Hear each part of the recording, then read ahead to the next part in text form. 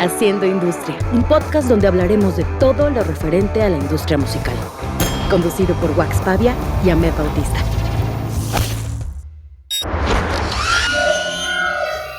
Nuestro invitado, Camilo Lara, músico, productor, exdirector general de EMI Music Latinoamérica, supervisor musical para cine, personaje en la película Coco. Hola, ¿cómo están?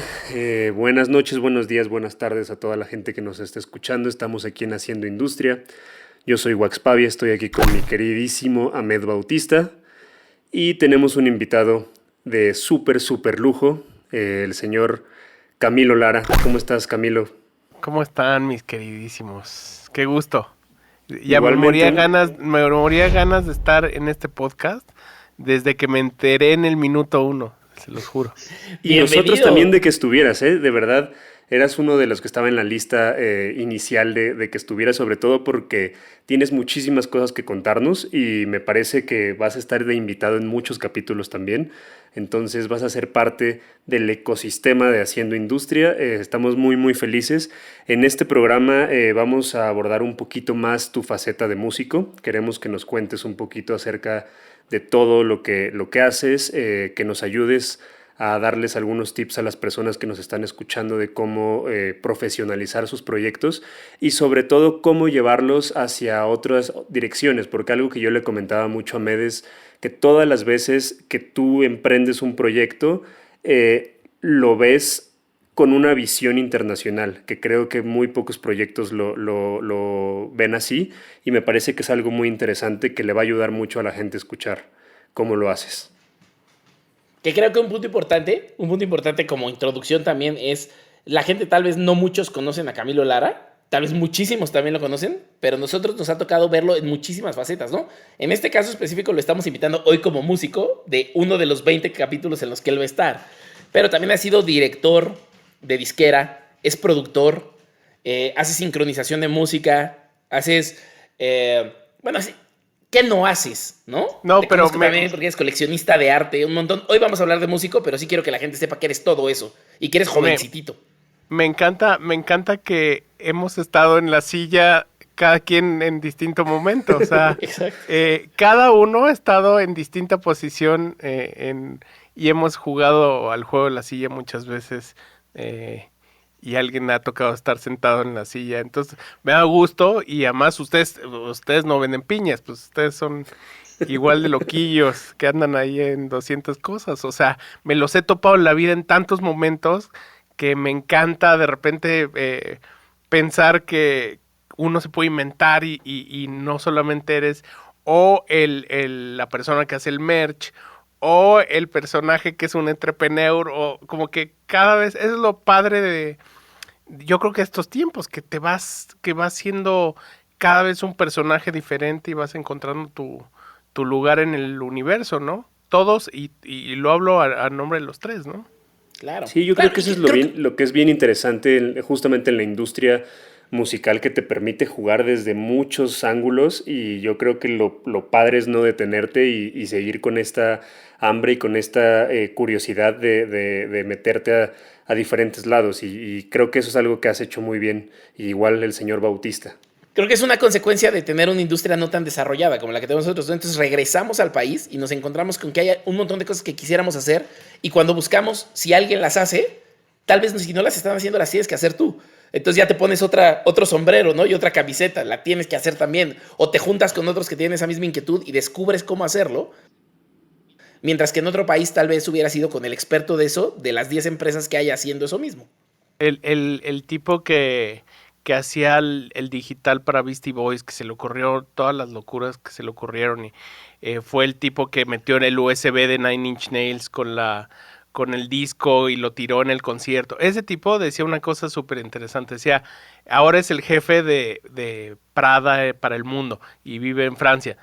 Y dice, lo que más me gusta de estar en París es que cada vez que todos los gringos interesantes van a París me llaman, porque pues solo yo estoy en París y estoy ahí y me sé todos los restaurantes y tengo que estar ahí.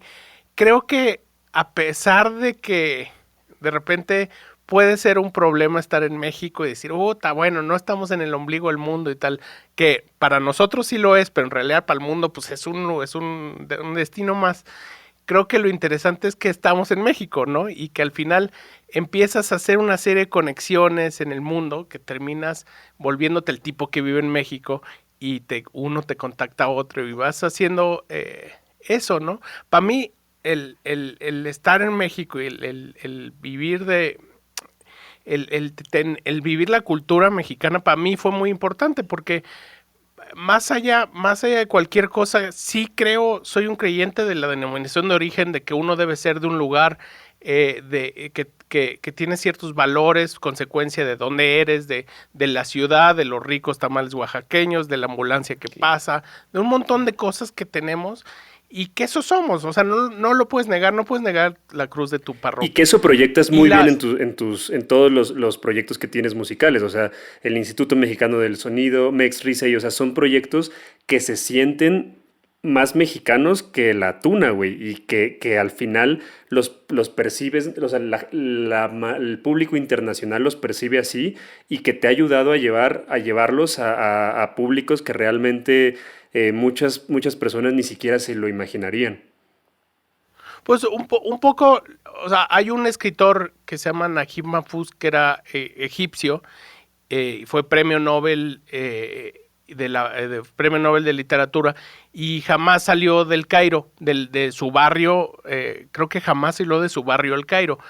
Y creo que al final muchas de las cosas universales tienen que ser súper locales. O sea, yo creo que los buenos vinos, la buena comida, todas las cosas que son realmente fantásticas en la vida, vienen de un entorno, de una cosa muy particular. No siento que las generalidades son cosas importantes hoy en día. O sea, siento que tienes que ser esa cosa particular que te haga diferente de cualquier finlandés o cualquier ecuatoriano, y eso es para mí lo más importante. O sea, yo crecí oyendo música mexicana, me gusta la música mexicana, también oí hip hop, electrónica, lo que quieras, pero sí creo que mi lugar en el mundo ha sido porque aquí he vivido toda mi vida y mis códigos culturales son esos. Entonces, un poco ese ha sido mi principio, ¿no? Y creo mucho en los artistas que representan lo que son en su vida, ¿no?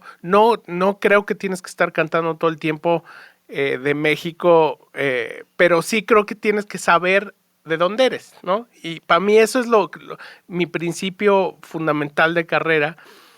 Y en base a eso creo que entre más particular eres, pues más universal puedes llegar a ser, ¿no? Que yo creo que una cosa increíble que tienes es que eres un gran traductor. O sea, eres una persona que logra traducir ese México y presentárselo a un mundo contemporáneo.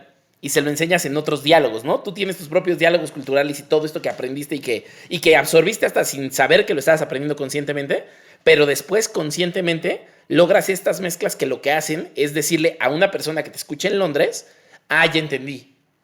Claro, no mames, es increíble México, ¿no? Y le hablaste en otro idioma que tal vez alguien que canta mariachi o alguien que canta ranchero o alguien que es, o sea, la maldita vecindad, justamente, ¿no? También tiene su lugar en el mundo. Es una parte de México que no es tan común para el extranjero. O sea, creo que desde el hecho de que ves la portada de tu sencillo y es como de rótulos de tortería, güey, o sea, cosas así como que te quedas como madres. O sea, este güey está haciendo algo que está llevando un México hacia otras personas, un México que no es tan visible quizás para muchas personas, y no es justamente con música de mariachi. O sea, estás haciendo música electrónica y de repente haces cosas como Mex Risey, y creo que es algo bien interesante que cuando te metes más en las tripas de esos proyectos, tienen un trasfondo bien importante para la industria musical, y que has hecho cosas bien interesantes para llevar el nombre de México al mundo, y muchísimas gracias por eso, Camilo.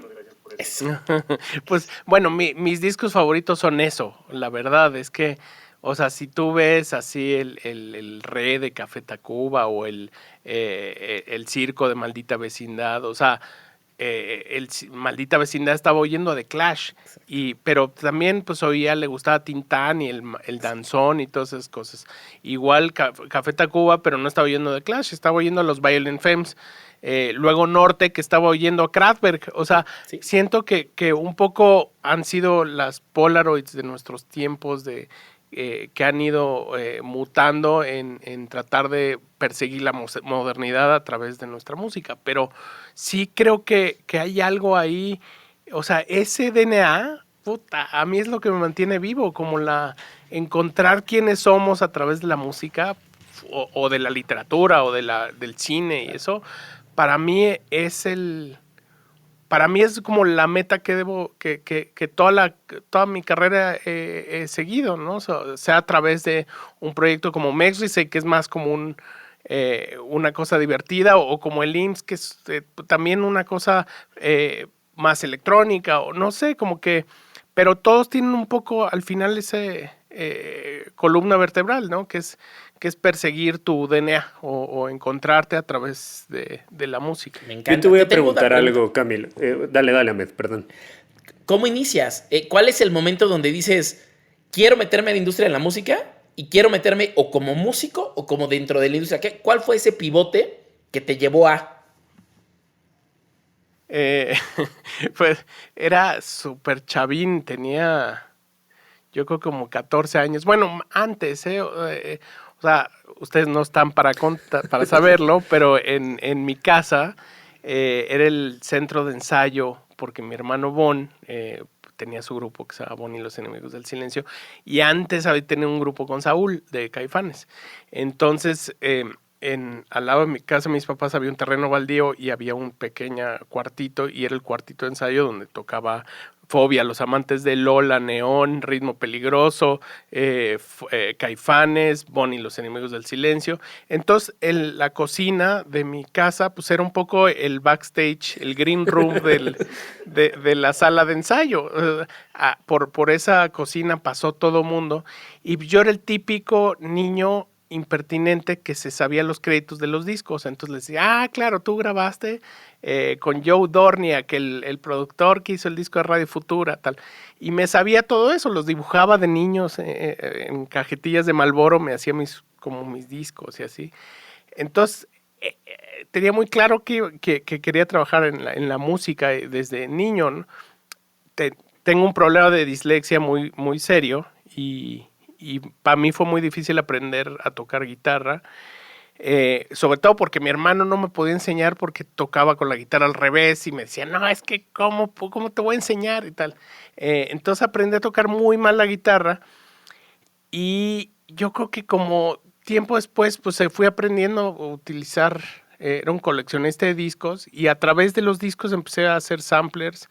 Mi primera computadora se la compré a Jonás de Plastilina Mosh, y me venía ya con el programa con Pro Tools, y empecé a través de los discos a samplear. Y o sea, yo todo el principio de mi carrera pues no era, yo más que músico como que pegaba pedazos de cosas y las iba poniendo en orden, y así pues empecé a hacer música y empecé a hacer canciones con samplers, y eso fue, y ya con los años pues uno va como los punks, de que llegas y tocas así todo mal, los primeros 6 discos, ¿no? Ya el séptimo ya te sale bien, pero pues así fue. Me encanta. Oye, ¿y cómo fue esto que cuentas ahorita de tu familia, pues al final tus 2 hermanos se dedican a la música? ¿Cómo fue el vivir en una casa tan musical y crecer así? ¿Qué te dejó? Pues muy loco. Mi hermano Bon me saca 10 años y Marcelo me saca 5 años. Entonces pues, yo siempre era el chavín, era la mascota. Iba en el Colegio Madrid, y todos los del Colegio Madrid pues eran músicos ahí. Habré visto desde Saúl, Markovich, Santa Sabina, muchísimos grupos que tocaban en las fiestas del Madrid. Y luego mis papás eran o son bastante anti-música, oyen a los Beatles o lo que sea, o oían cosas de folclore o Oscar Chávez y estas cosas, pero nada que a mí en ese momento me interesara. Entonces, pero eran abogados humanistas, entonces les gustaba, mi mamá es una experta luchadora de los derechos de la mujer, y mi papá es un abogado que ha luchado por los derechos laborales. Entonces, como que en mi casa pues se leía y se discutía, entonces pues tuve que ser un poco adulto muy niño. Empecé si quería estar en la discusión, pues tenía que ponerme a decir cosas coherentes desde niño. Y mi niñez, en vez de oír a Burbujas, pues oía a Bauhaus.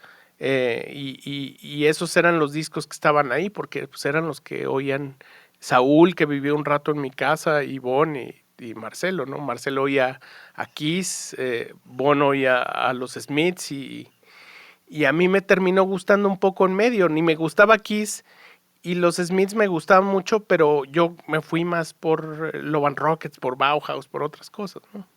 Está increíble. Oye, poca gente sabe, si lo encuentras bueno, ¿nos podrías contar un poquito la historia de la vez que conociste a Radiohead y eras un niño absoluto y se hicieron grandes amigos? Sí, si han visto una película que se llama High Fidelity, esa es mi historia, o sea... Te escribió Nick Hornby.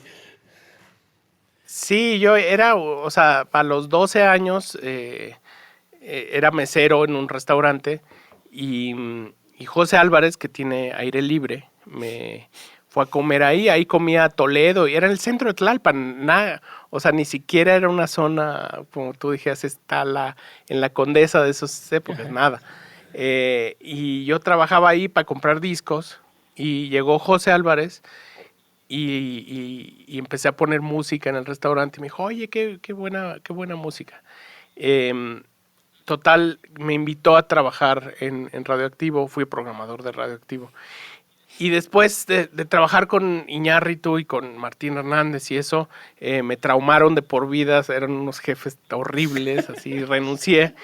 Y justo estaba pa' Wax porque renuncié y dije, voy a ser manager, eso es lo que quiero hacer. Y fui manager de Titán y de Temporada Patos, un grupo de mi hermano Marcelo. Y él organizó un concierto en el Salón México, todo vendido, le había vendido a mis amigos los tickets, y un día antes matan a Colosio, y declaran luto nacional al día siguiente, y cierran todo, o sea, todo se acaba, no puede haber shows, nada, y perdí todo mi dinero que había ahorrado, todo lo que había ganado ahí en Radioactivo. Y dije, puta, jamás voy a ser manager en mi vida. O sea, respeto a los que quieren ser managers, me parece una cosa espantosa. Y al día siguiente me invitaron a trabajar en EMI de promotor, que era, pues es lo más bajo, iba medio tiempo, estaba en la secundaria. Y ahí en EMI pues empecé a trabajar, y de mis primeros trabajos, yo creo que al año que habrá estado trabajando en EMI, me tocó organizar la visita de Radiohead, y pues era la primera vez que un grupo inglés venía a México y giraba, que hacía más de 2 conciertos en México. Entonces, junto con otros personajes como Raimundo Gabriel y otros por ahí, Ricardo Serafín, se organizó una gira que iba pues, de Ojo de Agua, Pachuca. No es un mito, sí sucedió.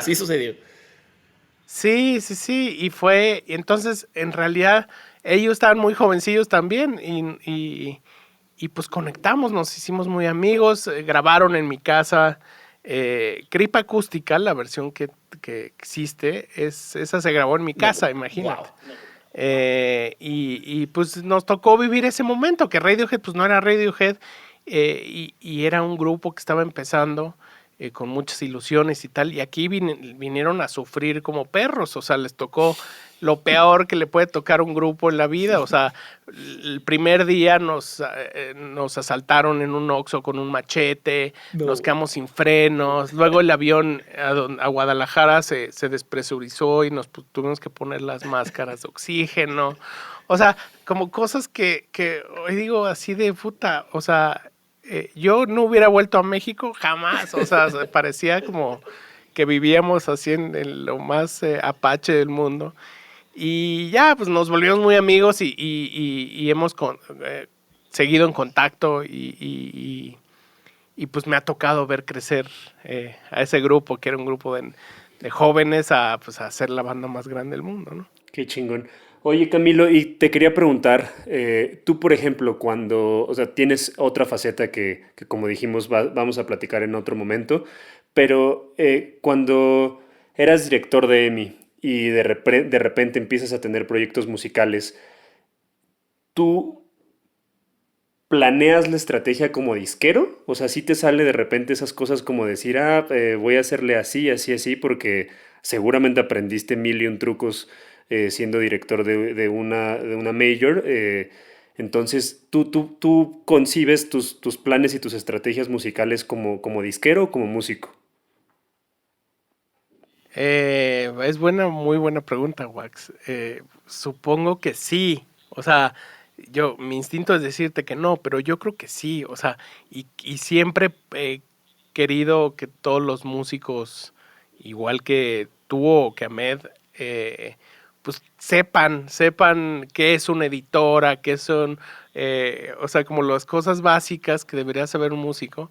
Y esa sí la sabía. O sea, al final ser disquero para mí fue mi trabajo de día, y así como Eres los que como trabajan Batman, güey. güey, como los de las agencias de publicidad, que todos trabajan en agencias de publicidad, pero tienen sus blogs y todo eso. Pero en el mundo de la música es rarísimo que un músico sea ejecutivo, como que está hasta mal visto. A mí me decían, es que ¿cómo tú eres músico? Digo, ¿cómo que no? O sea, para mí sería lo más normal. Y en el pasado así era, o sea, fue cambiando la industria de una manera muy loca, que no hay no hay músicos en las compañías de discos, y debería de haber. Eh, Debería de haber. entonces yo creo que sí. O sea, yo creo que aprendí un buen, y, y pues es muy difícil no pensar, o sea, no te voy a decir hago hits, porque también, o sea, ya hubiera tenido hits, ¿sabes? pero por lo menos sí pienso como un poco más estructurado. O sea, sí tengo una publishing, sí sé cómo funciona la industria. Un poco los básicos, sí. O sea, voy en el carro y voy manejando, pues no me subo como artista en la parte de atrás y voy nada más viendo cómo me manejan, ¿no? Oye, para los que nos escuchan, que quieren entrar a la industria musical y no saben de esto, si quieres un repasito rápido de, ahorita dijiste editora, publishing. O sea, una banda, ¿por qué necesito una editora? ¿Por qué necesito un publishing? Pues sí, o sea, cuando ya estás publicando música y eso, pues lo primero que necesitas es, fuera ya de publicidad o de todas esas cosas que caen muy bien cuando tienes canciones, es pues tener un distribuidor digital o un sello disquero que te pueda sacar tu música. Y tu música se divide en los derechos, pues los derechos de fonomecánicos, que se llaman, que son el máster, y los derechos editoriales, que esto viene del pasado, de cuando la música se escribía en papeles. Antes se vendía la música en papeles. Entonces, cuando empezaron a existir las grabaciones, los que componían las canciones se quejaron porque decían, ahora nada más los artistas que cantan nuestras canciones están ganando dinero. Entonces se dividieron esto en dos derechos: los editoriales, que son las canciones que uno puede chiflar, y lo otro, las canciones que están grabadas, y ese es el intérprete que gana. Claro. El que escribe la música y el que interpreta la música, ¿no? Te voy a hacer una pregunta incómoda, Camilo. Ahorita, Venga. ¿por qué después de ser un director de una de las disqueras más importantes, tu proyecto es independiente? Bueno, siempre lo fue. Por eso mismo, ¿por qué? Bueno, yo particularmente nunca quise buscar una compañía grande por no tener un conflicto. O sea, para mí era ni lo pensé, pues. O sea, siempre pensé que eso debería ser una cosa que no compitiera con mi trabajo de día. Y después cuando ya no fui director, que hace un buen de años que no lo soy, encontré en la independencia mi lugar de vida. O sea, yo fíjate que es chistoso. Yo empecé a trabajar en una major porque no había independientes. O sea, si no, bueno, de hecho tuve un sello que se llamaba Suave, con Cuarón y con Jorge Vergara, previo a Noise Lab. O sea, tiene años, y no había sellos independientes en México. Tan no había sellos que fue un fracaso porque pues no había manera de independencia en México. Y después todo eso yo creo que Noise Lab lo tomó y tomó todo lo que venía siendo Suave. Entonces un poco mi mundo ha estado ahí, ¿no? Siento que en la independencia pues está, bueno, no está el futuro, está el presente, ¿no? Que para mí ¿Qué le hay una recomendarías? interrupción. ¿Qué le recomendarías a las bandas, por ejemplo? ¿En qué momento, porque es algo que preguntan muchos, en qué momento se van a una major y en qué momento les sirve una major y en qué momento les sirve ser independiente? Desde tu punto de vista como músico, ¿qué consejo le podrías dar a los proyectos que están empezando, que no se deciden si firmar con una disquera o hacerlo todo independientes? Pues no sé, fíjate. O sea, la respuesta natural sería que cuando te vuelves famoso estés en una compañía grande, pero yo no creo eso, porque, o sea, hay muchos artistas como Adele que están en compañías independientes y son los artistas más grandes del mundo y les va muy bien siendo independientes. Yo más bien creo que como todo negocio que trabaja con cosas de personales, siempre hay que hacer equipo y hay que hacer equipo y trabajar con la gente que te entiende y que tú entiendas. De otra manera, veo súper difícil que pueda pues irle bien a tu proyecto. Y si es en la independencia, pues es en la independencia. Si es en una major, pues tal vez tu futuro puede ser una major, pero tienes que hacer un equipo con gente. O sea, las compañías no representan nada. Oye, y menos hoy en día, que las compañías son parte de... O sea, si tú veas quién tiene las acciones de las compañías, te vas de espaldas. O sea, las majors son dueñas de ellas mismas, de otras, de Spotify. Entonces, en realidad los dueños pues, son totalmente alejados de tu arte y de quién eres. Entonces, creo que es un mundo hacer fraternidad con gente. Y es como toda cosa, son tratos de verse a los ojos con alguien. No entendería un negocio que no fuera así, la verdad. Tocaste un punto clave que me parece increíble, que es tienes que saber quién entiende tu proyecto y hacer equipo con ellos, ¿no? Nosotros nos conocimos cuando tú ibas empezando con el proyecto también. Digo, ya tenías muchos años tocando, pero empezabas a salir, a girar y todo esto, y fue cuando nos conocimos y te volviste el padrino de Mercadorama y siempre te lo voy a agradecer y siempre te lo voy a admirar. Y a mí me tocaba ver cómo tocabas en todos los lugares, ¿no? O sea, en ningún momento fue bueno, yo trabajo en una disquera, ya quiero empezar en Lunario y de ahí crecer. Tocaste en todos los lugares que se había una oportunidad, tú ibas y tocabas. Y una cosa que yo siempre me he encontrado cuando platico del IMSS y de ti como Camilo, diciendo es el padrino de Mercadorama y es increíble y tal, tú me dices, ¿pero qué hace el IMSS? Ni toca, ¿no? Y mi respuesta es, Sí, no mames, es una de las bandas que más toca en el mundo. Lo que pasa es que tal vez tú no la ves tocar mucho en México, pero él entendió su proyecto, encontró a la gente que entendía su proyecto y hoy toca una locura, que es lo mismo que me pasa cuando platico de Joliet o de Anapura o de bandas así que, o sea, güey, el Panteón Rococó, ¿cuántos veranos pasó en Europa? Todos los años, ¿no? No, bueno. O sea, todos los baños, a todos los mingitorios de Europa que fui, decía, aquí estuvo el Panteón, y así, Misael, ahí firmado. Exacto. Y entonces, justo el punto de hacia dónde quiero llevar la conversación es, creo que la gente muchas veces no ve que las bandas tienen que hacer su carrera también fuera del país y que allá es donde están construyendo y que incluso tú tienes bookers que viven en otros países y que te venden como un género que se vende en otros países, ¿no? ¿Eso surgió desde el principio y lo sabías desde el principio o lo fuiste descubriendo empezando la carrera?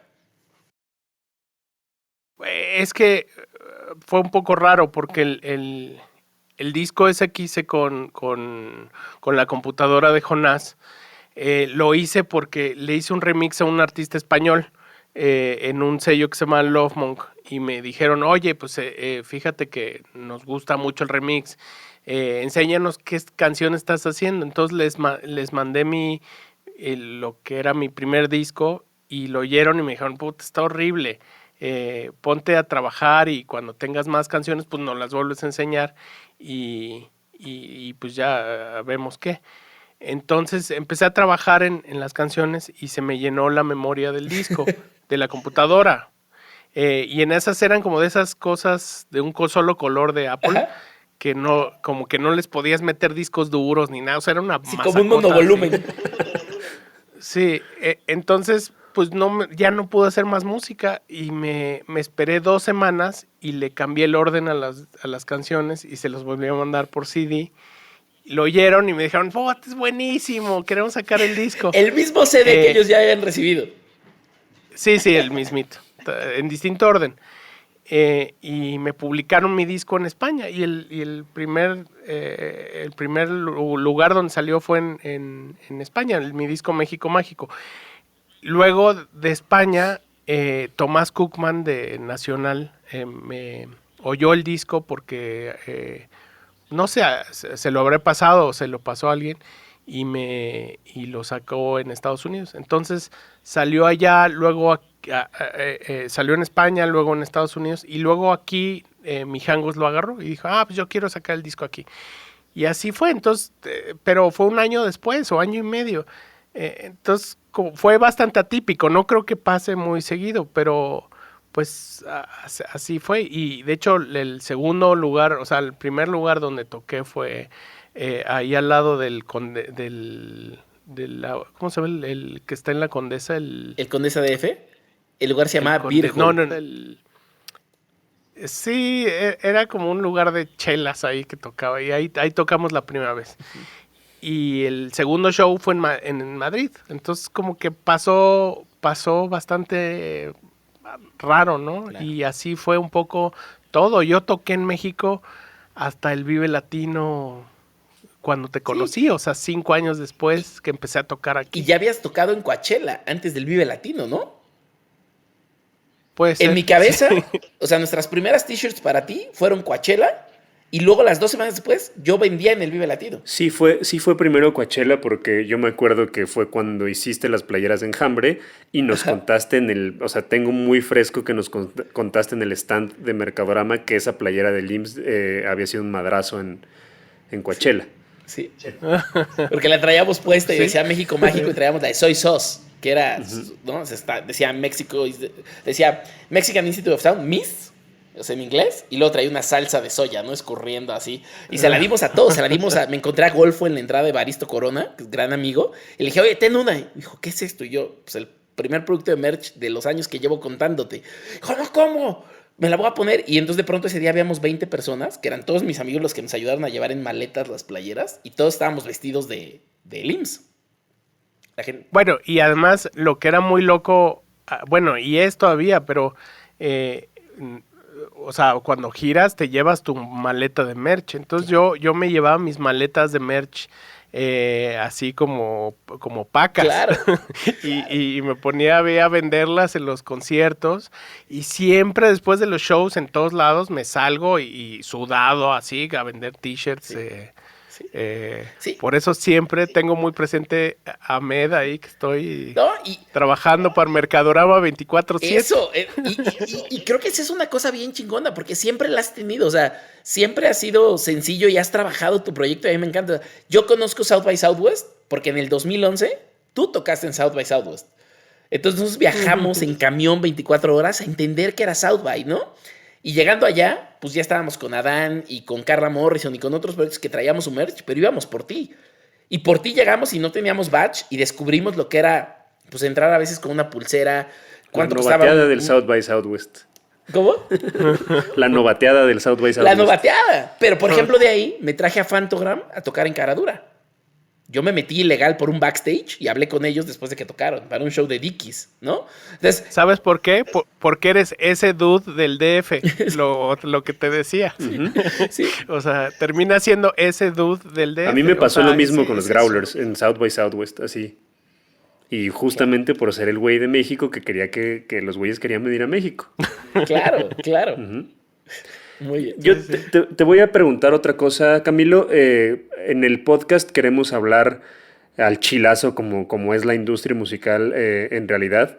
En México pasa mucho y yo lo he visto con tu proyecto que obviamente hay mucho malinchismo, el hate está todo lo que da y justamente lo que dice Ame, de pinche IMSS nunca toca, qué chingados, y realmente eres uno de los proyectos que a lo mejor el público mexicano por este mismo malinchismo no percibe con tanto éxito, aunque lo tengas. ¿Cómo lidias con este tipo de cosas? ¿Te valen madre o te afectan o cómo vas como esquivando este tipo de comentarios? Sobre todo porque he visto que en redes, sobre todo últimamente en los últimos meses, las bandas se lo toman demasiado personal. Entonces, ¿qué consejo les puedes dar y cómo lidias tú con esto?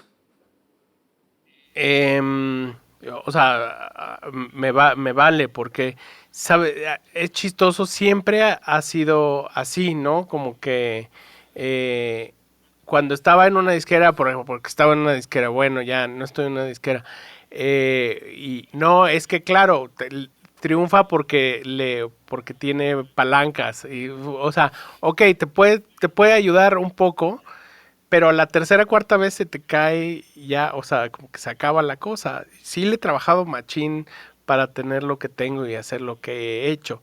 Entonces, como que siempre he estado muy de un lado, o sea, siempre he recibido muchas críticas y en realidad, pues, lo tomo como es, ¿no? O sea, creo que en este mundo todo el mundo tiene una opinión y yo he hecho lo que he querido y lo he hecho, me consta que lo he hecho con mis propias garritas y no me ha afectado mucho. Fíjate que me afectó y me dolió mucho cuando me tiraban mucho por León.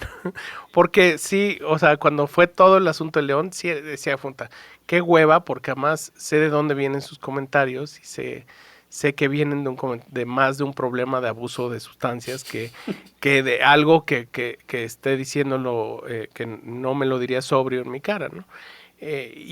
Ahí como que sentí que de repente pues sí era una cosa ahí como del linchamiento de sus fans y ya después me libené y dije, puta, qué flojera, ¿no? Qué flojera estar al pendiente de eso, o sea, viendo tantas cosas que hacer y ya, ahora en la pandemia he dejado mucho las redes, también porque sentí que todo era una cosa como súper negativa y súper...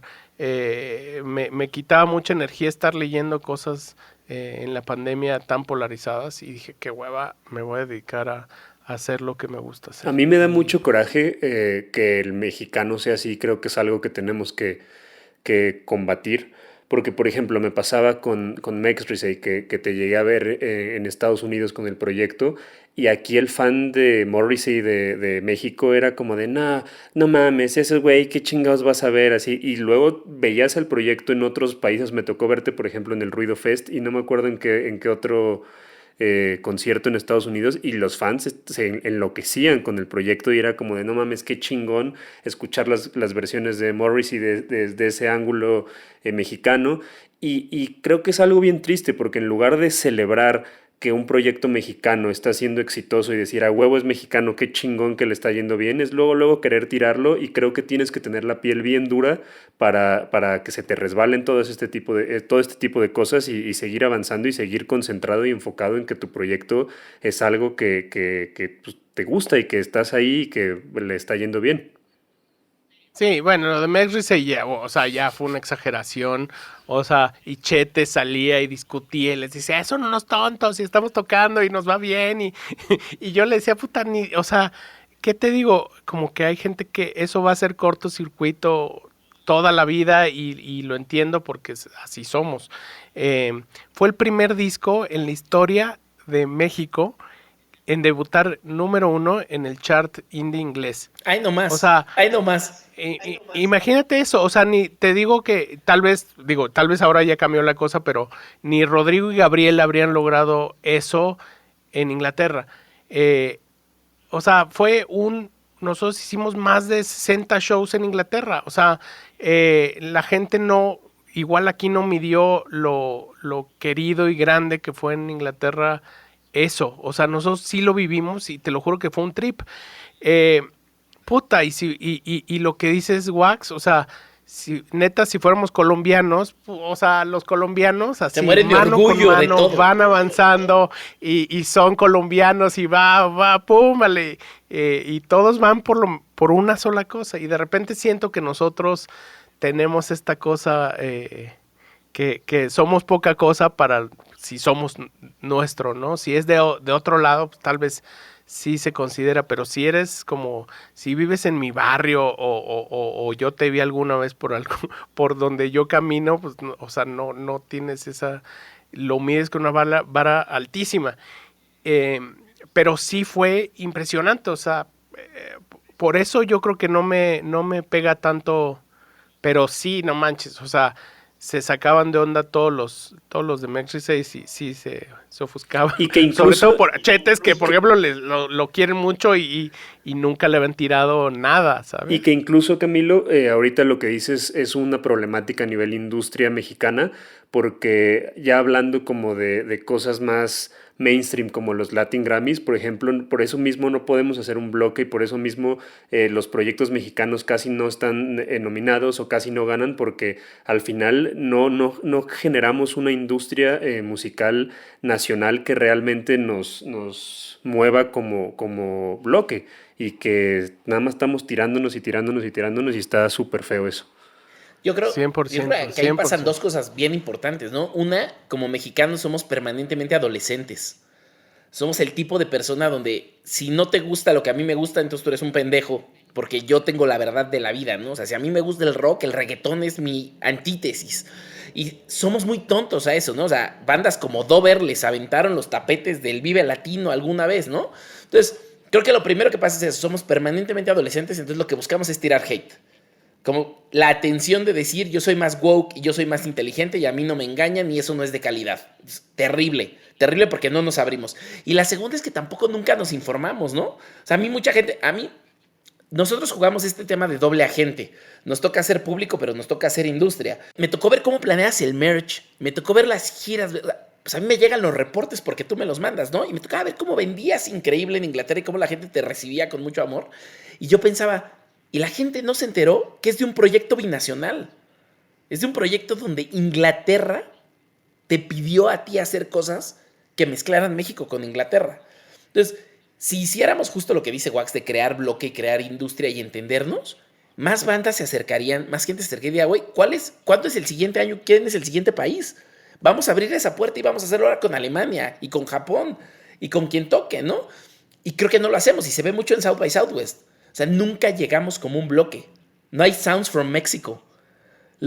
Todos los showcases que hay se pelean al talento, Wey, no se ponen de acuerdo Mamed, para llevarse no al te mismo vayas plan. lejos, güey. Yo con la FIM, con la Feria Internacional de la Música que se hace en Guadalajara año con año, yo y no es una cosa de ellos, aclaro, pero año con año hablo con Igor y con Sergio Arbeláez y le digo, cabrón, a ver, es la Feria Internacional de la Música que se desarrolla en México y el único país que no tiene un Sounds from Mexico es México. El anfitrión. O sea, el anfitrión. O sea, ¿en qué pinche cabeza cabe que estamos haciendo una feria musical donde está el gobierno gastando en traer promotores, gastando en todo, y hay un showcase de Colombia, un showcase de Chile, un showcase de Perú y el de México? Chingón. Bien, gracias. Sí, o sea, no, y tiene que ver con una cosa totalmente de pensamiento de Estado.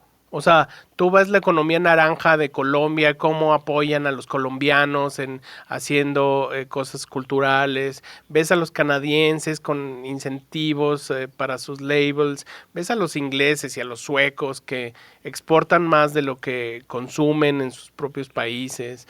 O sea, realmente a través de la cultura cambian el sentir del mundo para ellos. Claro, hacen marca país y hacen marca ciudad.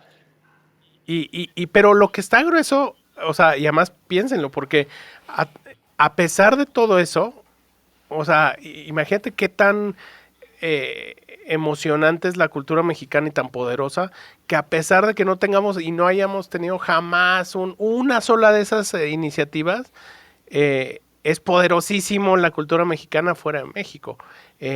Bueno, y dentro, ¿no? Pero fuera me refiero a que tenemos artistas de primera línea, artistas plásticos, yo creo que tenemos de la mayor camada histórica de artistas conceptuales que han salido en México, claro, de cineastas, de músicos, es poderosísimo. Es poderosísimo. Imagínate si de verdad tuviéramos un mínimo apoyo, sí. Pero eso es un poco el reflejo de esta cosa de ningunear, ¿no? Uh-huh. Como de que eso no es relevante en la economía. La economía es el petróleo, sí. La economía es como, coño, en muchos países el entretenimiento es fundamental. O sea, ejemplo número 1, Los Ángeles vive del cine, uh-huh. Punto. Sí, sí. O sea, hay Producto Interno Bruto que se mide con música y cultura, ¿no? O sea, Inglaterra tiene el British Music Embassy, que de lo que se trata es festival de música que exista, ellos van a hacer una preselección y van a invertir porque saben que eso regresa como dinero que se vuelve Producto Interno Bruto de la economía del país. Pues justo eso es lo que tenemos que hacer en este podcast y hacer que ya no sea solo una utopía y hacer industria musical en México. Pasando a otros temas, Camilo, me gustaría que nos contaras un poquito también como la faceta de productor que tienes, que has estado involucrado en proyectos como desde Los Ángeles Azules hasta O'Kills hace unas semanas. Has producido música para películas, nomás ahí Coco de Pixar. Y creo que o sea, con Coco produjiste y compusiste, ¿cierto? Sí. Entonces, y además sale en la película. Saliste en la película, cabrón. No, además salgo flaco. O sea, ahí nomás. Entonces, preguntarte un poquito... Remixes, pero preguntarte un poquito también cómo es esa faceta de músico y también que le abras la mente a los músicos de que no solo pueden vivir de su proyecto y de tocar conciertos, sino que también hay muchas cosas que explorar como músico de las cuales puedes crear industria y puedes generar un negocio para tu proyecto de vida. Totalmente de acuerdo. O sea, un poco volviendo a lo que decía al principio, sí, creo que lo más importante es encontrar tu DNA. O sea, quién eres, por qué lo haces, cuál es tu misión de vida, a qué le tiras cuando haces música. Y creo que si encuentras eso, puedes desdoblarlo en producir, en hacer música, películas y eso. Y pues yo creo que es un mundo en que lo que más vale son los sabores. Y si encuentras tu sabor, pues lo puedes aplicar a otras cosas, ¿no? Para mí eso fue súper importante entenderlo, ¿no? Que a través de pensando que el IMSS es mi muestrario y con eso puedo decir, mira, con esto puedo hacer esto. Y entender que la música, pues, cada vez va más ligada al cine, a los videojuegos, y pues eso, o sea, gran parte de mi tiempo lo dedico produciendo, o sea, creo que trabajo más como productor que como IMSS, ¿no? ¿Y cómo fue eso de llegar a una productora como Pixar, por ejemplo, que realmente ahí sí no es como de las palancas o sea, para Pixar eres bueno o eres malo? ¿Por qué? Porque les estás haciendo la música de su película, de una de las producciones más importantes que tenían en el año. Entonces, ahí va más allá de quién seas y de lo que hayas hecho, es que, o sea, confiaron en ti al 100%. ¿Y cómo lograste eso? ¿Cómo llegaste ahí? Cuando una vez en Facebook me llega un mensaje y me dice, hola, soy Lee, tal vez no me creas, pero soy el director de Toy Story y de Monsters, Inc. Y quiero que vengas a una junta Pixar porque me gusta mucho tu música. Entonces, como que pensé, o sea, lo primero que pensé era, claro, pues es una broma. Pero sí, o sea, a las 2 semanas estaba en Pixar y muy loco porque volé y ese día hubo una fuga de gas en donde está Pixar y entonces aterricé y la primera llamada que recibo es de Moni Mark y me dice, oye, se murió Adam de los Beastie Boys. Y, no, ¿cómo? Y la segunda llamada es, oye, pues se canceló la junta porque hubo un liqueo de gas y estaban evacuando toda la zona. Entonces, puta, dije, no, pues ya. Y ya no regresé, o sea, 3 meses después agendamos la junta y dije, puta, yo ya pensé que ya no se iba a hacer. Y cuando llegué con Lee, le pregunté, oye, ¿cómo llegaste a mí? Me dice, es que googleé música mexicana moderna y me salió un grupo, que no te voy a decir cuál, luego les cuento cuál, en número 1, le puso play y dijo, puta, está horrible. Pero yo estaba bajito, era como el 2 o el 3. Entonces oyó mi música y le gustó un buen. Y empezó a escribir el guión con mi música. Entonces todo Coco, todo el inicio, la primera vez que hicieron toda la lectura, todo estaba con la cama de canciones mías. Qué cabrón. Entonces lo oyó en repeat todo el tiempo mientras lo escribió y de hecho muchas cosas que estaban en la primera etapa se fueron reemplazando con música nueva, pero pues sí, estuve ahí desde el principio y me tocó estar desde que era la primera lectura, años, estuve 5 años trabajando en eso. Me encanta. Oye, estás lleno de fun facts increíbles. Me quiero echar uno que muy poca gente sabe, pero que a mí me da mucho orgullo, más que hacia Mercadorama, hacia ti. Y son de esas cosas que la gente tal vez no dimensiona, ¿no? Como no dimensionan que tocaste primero en Coachella que en Vive Latino. 2 playeras tuyas estuvieron en Hot Topic. 2 playeras del Mexican Institute of Sound estuvieron en Hot Topic por años vendiéndose.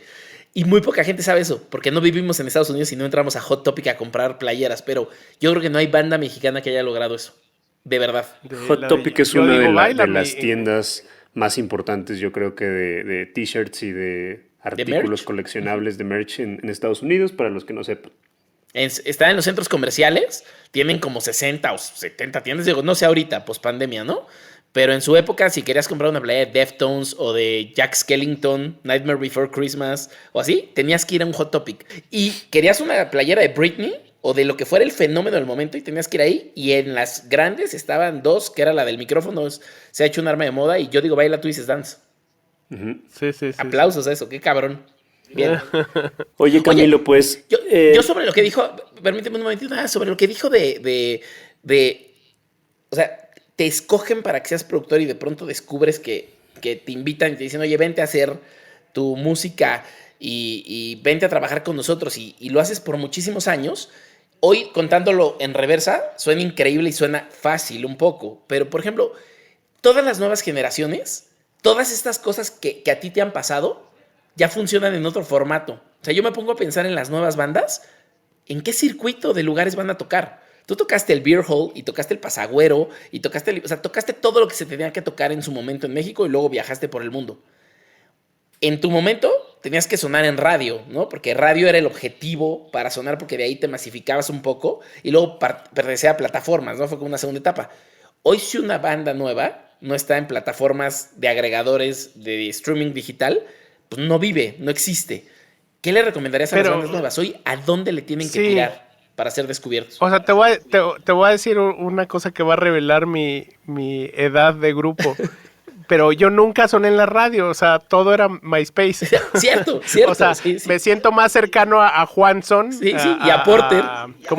A Porter, claro, que a otras cosas. O sea, siempre mi mundo fue ese y yo creo que no ha cambiado mucho. Ese tema es súper apasionante, el de las playlists, porque como dice la frase, si una canción suena en una playlist y nadie la está escuchando, ¿es un play? Buen punto. Las playlists son engañabobos, porque en realidad no sabes si la gente lo está oyendo así, concentradísima con sus audífonos, o si está en un restaurante comiendo y está sonando, o si le dejó play y se quedó dormido y estuvo sonando toda la noche. O sea, el éxito no creo que sea, es una métrica, pero no creo que el triunfo como el fin último, el engagement con tus fans puede ser a través de una playlist. O sea, no ahorita, no, claro. Tal vez en unos años cuando sean más refinadas o cuando tengan o con cosas muy particulares como rap caviar o cosas así que son clavadérrimas, pero pues esto siento que la gente son espejitos que de repente dicen, estoy en 6 playlists y ya la hice, o sea, y me están oyendo en Singapur y puedo ir a tocar a Singapur. Pues no, la verdad es que quién sabe si en las playlists te oyen. Yo contestando tal vez un los poquito videojuegos tu y la respuesta, sincronización. Yo contestando un poquito tu respuesta, Med, creo que viene una época muy difícil para los proyectos nuevos, me parece, por el tema de la inseguridad que vivimos en el país, que están cerrando los venues, etcétera, etcétera. Pero yo creo que de estos momentos difíciles es donde salen las cosas más interesantes. Entonces yo confío que van a buscar una salida y van a buscar la manera de generar estos shows y van a generar diferentes cosas, y espero que estemos ahí también para apoyarlos y para estar impulsando todos estos proyectos nuevos que me parece que pues, es el futuro de la música. Claro. Yo también creo que los tiempos difíciles generan obras perfectas y que es dentro de la crisis donde encontramos las creaciones más bonitas. Pero, por ejemplo, ¿creen que la sincronización hacia videojuegos y hacia los contenidos que ahorita, justo con la pandemia, la creación de contenidos se está volviendo un tema pulverizado donde todo el mundo crea un contenido? Nosotros estamos creando un contenido ahorita derivado de la pandemia. ¿Creemos que la sincronización va a ser un segundo camino donde las bandas puedan decir, pongo mi música aquí a ver si alguien la descubre y la mete a un videojuego? No, o sea, yo te digo, en lugar más loco que haya tocado, siempre me conocen por Grand Theft Auto 5. ¡Qué increíble! O sea, ahí sí, a donde vaya, o sea, a Polonia, así, en cualquier lugar, en todos los lugares balcánicos, así, he ido a tocar y siempre hay gente que te conoce por Grand Theft Auto 5. También estuviste en un FIFA, ¿no? Según yo. Estuve en el FIFA, estuve en 2 FIFAs, como en el de 2017 y 2019. Pero en Grand Theft Auto tenía mi canal y hablaba y todo. Entonces, ahí como que eso sí tuvo un impacto brutal. Yo creo que, o sea, sí yo creo que esas son cosas que, como que salen y son súper padres. Pero más allá de eso, sí creo que pues tenemos la herramienta de YouTube. Claro. O sea, para mí es súper inmediata y como que ahí sí te das cuenta quién es fan, quién no es fan. Yo por eso tomo con mucha reserva los playlists, porque siento que son modos de consumir, son paquetes de cosas, ¿no? Uh-huh. Es como una canasta que te tocan varias cosas y no necesariamente tienes que ser fan, ni te tiene que gustar tanto, ¿no? Pero sí hay ciertos canales que tocan fibras de fan. O sea, Twitter es una cosa de fan, Instagram es una cosa de fan, y ahí está el engagement. O sea, ahí es donde te tienes que ponerte a chambear y trabajar con la gente que le gusta tu música. Sí, que luego las playlists o el nuevo modo de consumo también es muy engañoso, porque de pronto ves videos así con 400,000 o 1,000,000 de views y te metes a su Instagram y tienen 7,000 seguidores y 0 engagement y nadie le da like a las fotos, nadie comenta. Entonces ahí te das cuenta también que pues ahora sí que, como dijiste, yo no lo voy a decir engañabobos, yo voy a decir engañapendejos, pero sí está bien, bien complicada y tienes que estar muy atento y ver realmente lo que importa en esta época de la industria musical.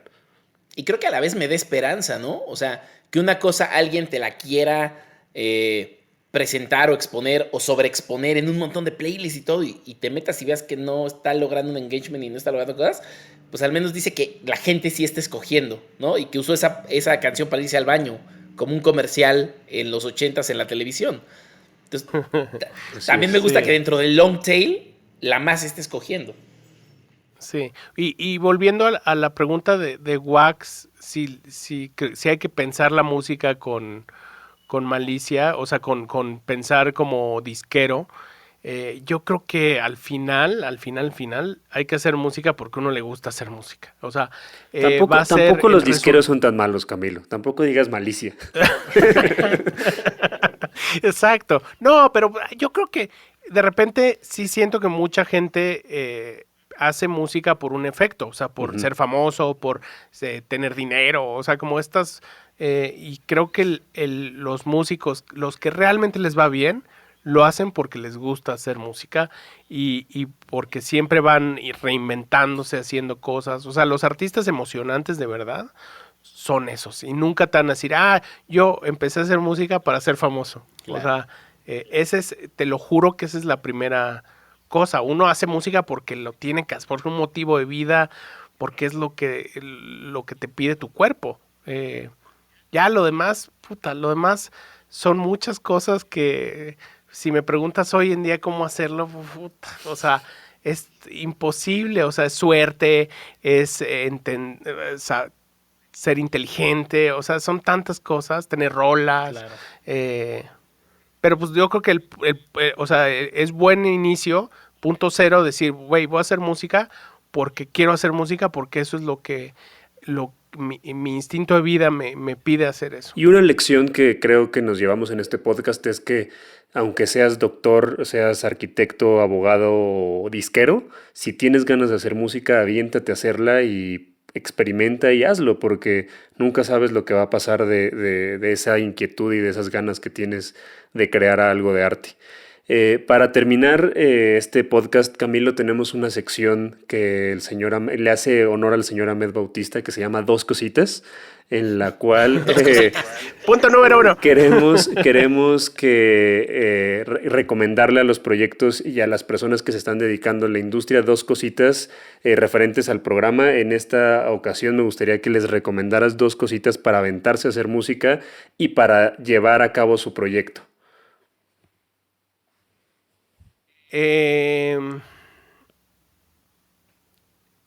Yo creo que en términos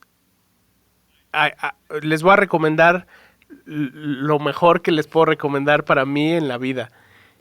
Busquen, está online, o si no, cómprenlas físico, pero es más complejo, las estrategias oblicuas de Brian Eno, que son una serie de tarjetas, son como 200 tarjetas para romper procesos creativos. Entonces, tú estás trabajando durante muchas horas en un estudio y de repente llega un momento que ya no sabes qué hacer. La estrategia oblicua lo que hace es de repente la sacas y te dice, borra todo lo que has hecho en los últimos 10 minutos. Y te obliga a hacer cosas que jamás harías como en tu proceso creativo, y te rompe ahí el esquema. Y de verdad funcionan impresionante. Yo soy fan de Brian Eno y de cómo piensan, ¿no? Uh-huh. Me encanta. Esa es una. Y la segunda es un consejo que si me hubieran dado de chavín, o sea, lo hubiera apreciado mucho, es si no saben, pregunten. O sea, la verdad es que hay un montón de gente súper valiosa en la industria. O sea, managers, bookings, labels, venues, gente, todos tenemos a alguien conocido en algún lugar. Entonces, pregunten. O sea, la verdad es que así como uno ve tutoriales para ver cómo abrir una lata, también pueden preguntar. Las respuestas están en los libros, en gente. O sea, el conocimiento está neta por todos lados. Y hay un buen de gente de la industria en México que aprendió súper machín. O sea, yo creo que tenemos un cuerpo de gente que trabaja en la industria de la música que ya se la sabe de todas. Entonces, no tiene nada malo preguntar. De hecho, yo creo que al año yo te pregunto como unas 3 veces por contactos de algo. Oye, se me ocurrió hacer no sé qué. ¿Seguro conoces? Sí, conozco. Aquí te va. Yo las dos cosas que les voy a recomendar a todos, la primera es hagan equipo, hagan bloque en su localidad. O sea, yo creo que tienen que empezar haciendo industria en su nicho y en lo que los rodea.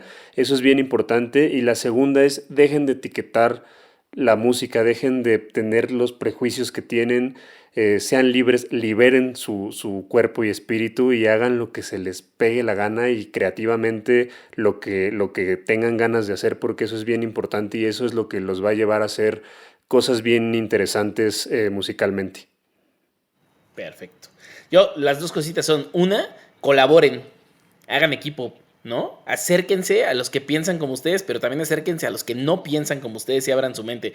Las grandes bandas que tocan tanto en otros países encontraron la disquera de nicho a la que le gusta lo que ellos tocan en Finlandia y en Japón y los llevan cada verano. ese también es un camino. Y la segunda es infórmense un chingo. Dejen de ser adolescentes. O sea, si las cosas pasan por algo que atrás tiene un fundamento o tiene 7 años de trabajo, ¿no? Entiendan por qué se dan proyectos como Mexrosay, entiendan qué se va a hacer a un festival. Uno no va al South by Southwest a tocar como va a Coachella, como va al BOM, como va al Hermoso Ruido, o como va a todos los festivales que hay en Europa, ¿no? Del tipo, que unos cosas son festival de industria y otro que es un festival comercial que es para público. Y otros lo mezclan, como el Primavera Sound, que es una locura en Barcelona. Entonces, mientras más te informes, más te vas a enterar de cómo funciona la industria. Entonces, vete a todos esos, vete de público y vete como industria y regresa y tráete ese conocimiento y ya con la mente más abierta genera cosas acá, que es lo que todos hacemos, ¿no? Nos volvemos fenicios, nos volvemos esos que van, aprenden y regresan y construyen un poquito acá. Si eso lo hacemos 100 personas más, 5 años en adelante vamos a tener una industria increíble que hoy no tenemos.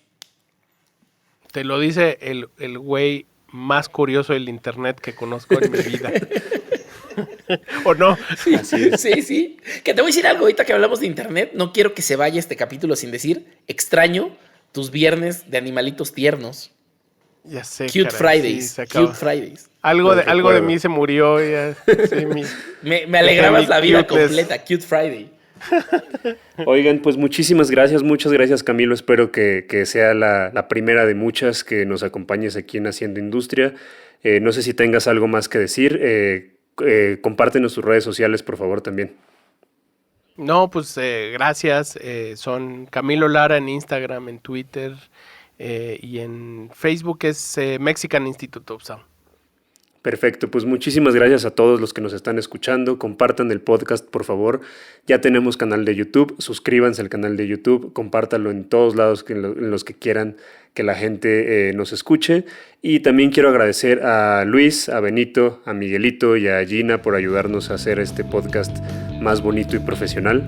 Los queremos mucho. Pasen y a Pony y a Playmo por la imagen que nos trae locos. A Pony y a Playmo. Pásenla bien todos y sean muy felices, por favor, no tiren tanto hate. Los queremos. Gracias mucho. por hacer industria. Los queremos.